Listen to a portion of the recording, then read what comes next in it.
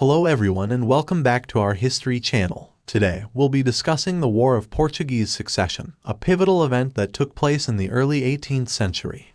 So, let's dive in and explore this fascinating period of history. Portugal was a significant player in the global arena, and its colonies in South America, Africa, and Asia were essential sources of revenue for the Portuguese monarchy. In 1706, the King of Portugal, Peter II, died without an heir, leaving the Portuguese throne open to various claimants. The two primary claimants were Peter's sister-in-law, Maria Anna of Austria, and his grandniece, Maria Adelaide of Savoy. Maria Anna was the wife of King Charles II of Spain, and Maria Adelaide was the granddaughter of King Louis XIV of France. The two women were each backed by their respective countries, and Portugal soon became the battleground for a proxy war between France and Austria.